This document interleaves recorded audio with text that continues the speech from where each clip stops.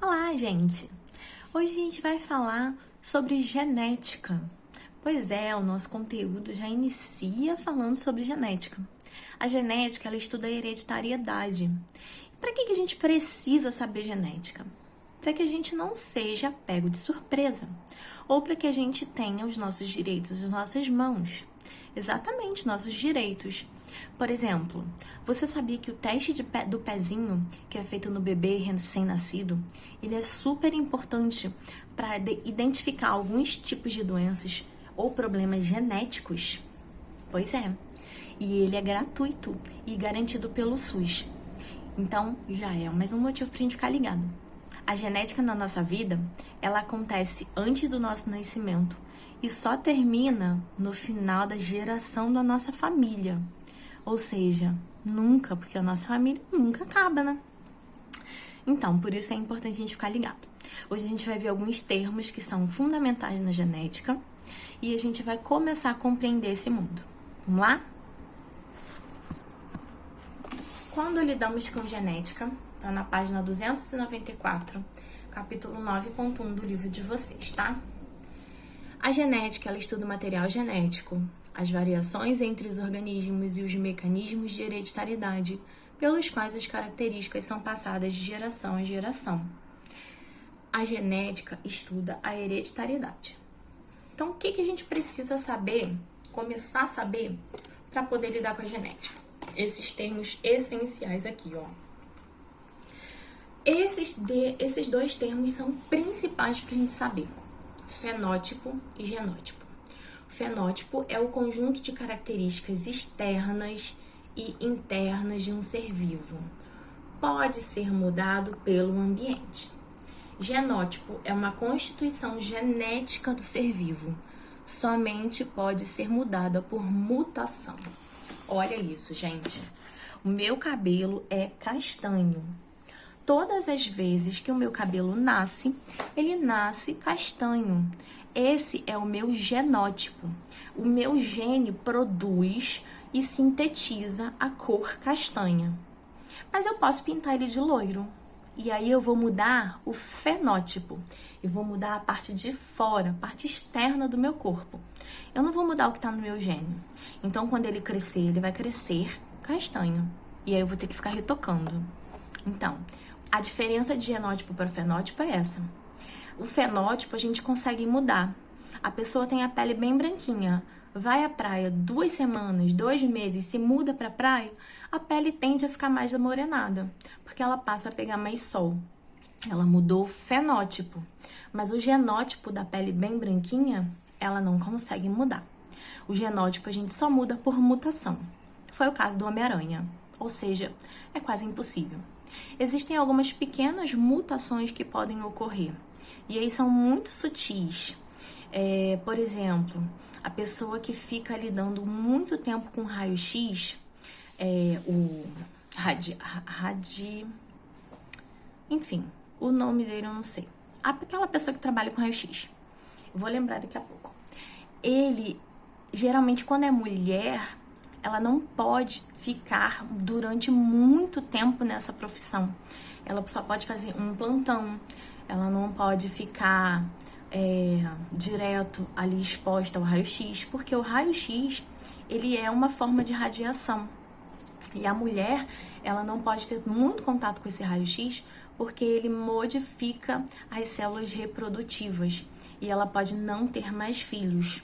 Então, é importante que a pessoa que tira a radiografia não fique tanto em contato com aquele raio-x. E aí, por isso, ele trabalha no máximo 2 vezes por semana, 1 vez por semana, naquele processo ali, tá? Então, o genótipo, ele só pode ser mudado por radiação, o que é muito raro de acontecer. E o fenótipo, ele pode ser sempre mudado, tá bom? Depois disso, a gente vai ver mais 2 palavrinhas, um grupo de palavrinhas, tá? Que são os termos essenciais também. A gente vai ver que um locogênico é o lugar aonde fica um gene. Esse gene fica dentro de um grupo de cromossomos. e os cromossomos formam os cariótipos. Então, eu tenho aqui um exemplo de um cariótipo, que é o grupo dos cromossomos. Esse aqui é o cariótipo das moscas de fruta, tá? Que são as drosófilas. As moscas de frutas, elas têm esse cariótipo aqui. Esses cromossomos aqui, que são parecidos, a gente chama de cromossomos homólogos, ok? Eles são sempre impares. Por que que os cromossomos são impares? Porque quando o ser está se formando, ele recebe 2 cromossomos de cada grupo. Porque um vem do pai e um vem da mãe, tá? Então, tem sempre 2 cromossomos parecidos. O gene é o lugar que é responsável por sintetizar, por produzir um tipo de proteína para determinadas características. E o locogênico é aquele lugar específico nos 2 cromossomos. E aí a gente chama isso de alelo, tá? Então aqui, ó, tá marcado pela setinha vermelha o locogênico, que é responsável pelo tamanho da asa da mosca da fruta. O tamanho da asa da mosca da fruta, ele fica nesse locogênico aqui. E esse gene que tá aqui nesse locogênico, esse gene, ele consegue produzir proteínas para ter asas grandes ou asas vestigiais. Depende do que tá escrito lá naquele DNA, tá? E aí o cromossomo é todo esse e o cariótipo é o grupo dos cromossomos, ok? Existem algumas características, como o grupo sanguíneo, que vão depender exclusivamente do genótipo. Mas existem características, como a cor da pele, que pode ser modificada. E aí a gente tem genótipo e fenótipo, como eu já falei pra vocês, tá? Aqui no caso dessa mosquinha, o genótipo que tá aqui nesse locogênico indica que ela tem a asa grande. Então, ela produz a proteína para ter a asa grande. O fenótipo é ter a asa grande. Mas se alguém for lá e cortar a asa da mosca, ela não tem mais a asa grande. Mas a asa vai crescer, porque o genótipo tá dizendo que a asa dela é grande, ok? Agora a gente vai ver um fenômeno que a gente chama de fenômeno da dominância, tá? Os alelos, eles são responsáveis por 2 ou mais variações das características. Os alelos ficam lá naquele locogênico que a gente viu, tá?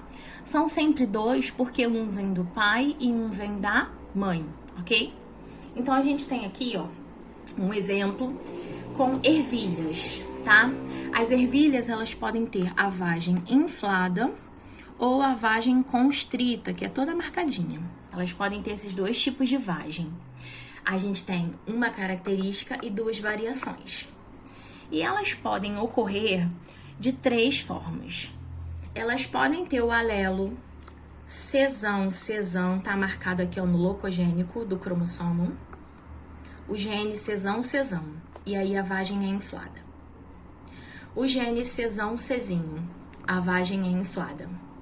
E o gene cezinho, a vagem é constrita.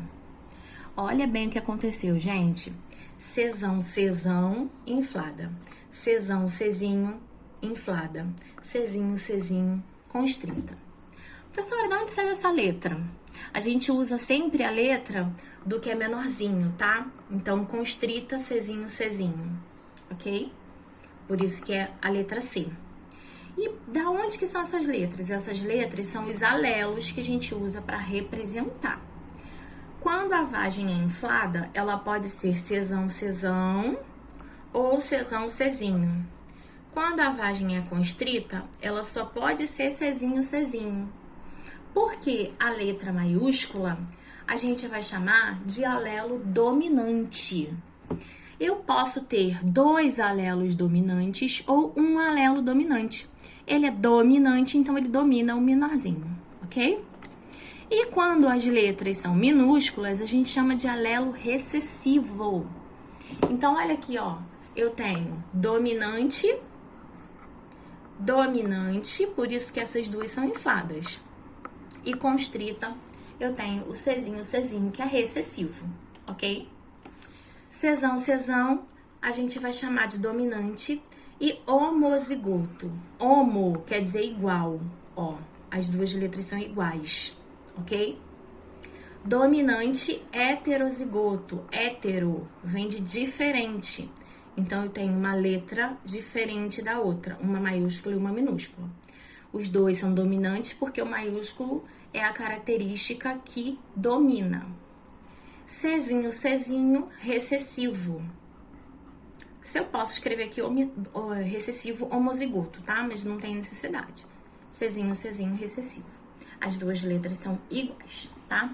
Isso aí a gente grava que vai mais pra frente, a gente vai utilizar novamente, tá? Herança citoplasmática. Algumas variações de características são provenientes do material citoplasmático da célula feminina. Por que da célula feminina? Olha o tamanho, gente. Espermatozoide, ovócito. Qual que é maior? Óbvio que é o ovócito, né? Isso aqui tudo é feminino. Isso aqui é masculino. Ele entra aqui, o material genético se mistura, fica um do pai e um da mãe. Mas tem todo esse material citoplasmático aqui da célula feminina que o embrião acaba recebendo. Então, algumas características ele pode adquirir somente quando vem da mãe. Aí, no livro de vocês, tem um exemplo de uma planta que ela aparece, as folhas ficam manchadas somente quando a mãe tem as folhas manchadas, a planta fêmea. Quando a planta macho tem as folhas manchadas, ela não aparece essa característica. Porque essa característica é uma característica típica do citoplasma. E aí, como o citoplasma da mãe é muito maior, essa característica é absorvida e é realizada, tá bom? Então, existem essas pequenas diferenças aí. Depois, a gente tem alguns tipos de doenças congênitas e distúrbios hereditários que podem acontecer. Essas doenças são as que estão presentes no nascimento da criança. E elas podem ser hereditárias ou não, tá? Se for só do nascimento da criança, é uma congênita, passa da mãe para o filho. E se for um problema da família, aí a gente chama de distúrbio hereditário. Como assim? Se a mãe utiliza droga durante a geração do bebê, é muito provável que ele tenha uma doença congênita, que passe da mãe para o filho. Mas se na família existem casos de problemas genéticos, aí é mais fácil que ele tenha distúrbios hereditários e não doenças congênitas, tá? Antigamente, geralmente as mulheres tomavam um remédio para não enjoar tanto, que era a base de uma droga chamada talidomida. E essa droga fazia com que o bebê nascesse com prejuízo nos membros. E até eles descobrirem que era isso, né? E aí isso era uma doença congênita que passava da mãe para o filho, não era um distúrbio hereditário, tá? Aí a gente tem um pouquinho também sobre terapia gênica e doenças humanas. O que essa terapia gênica faz? Ela consiste em modificar o patrimônio genético original das células de um indivíduo com problema e elas introduzem um fragmento de DNA que permite sintetizar uma substância que não era produzida antes. Essa introdução ela pode ser feita por um vetor capaz de levar o fragmento de DNA às células do doente. Esse vetor geralmente é um vírus que está modificado ou então processos físicos e químicos. Aqui a gente tem um exemplo. Essa pessoa aqui, ela tem uma doença chamada síndrome da imunodeficiência, tá? Inclusive, as pessoas que tinham essa síndrome, elas viviam antigamente numa bolha, literalmente numa bolha, porque elas não poderiam ter contato com nenhum produto, elas poderiam morrer, tá? E aí hoje é desenvolvida essa terapia gênica e ela dá muito resultado. Ela consiste em pegar um vírus, colocar um gene humano saudável dentro desse vírus, tá? Responsável pela síntese da enzima que eles precisam. E aí, eles colocam esse material dentro de medulas isoladas do paciente, retira as medulas do paciente, isola. Essas medulas estão infectadas, eles colocam esse vírus lá dentro. O vírus faz com que todo esse material genético seja replicado, o material novo, o material bom. Depois que esse material está replicado ali dentro, eles pegam essa cultura e colocam no paciente. E aí o paciente fica com células saudáveis. Isso faz com que ele se recupere da doença.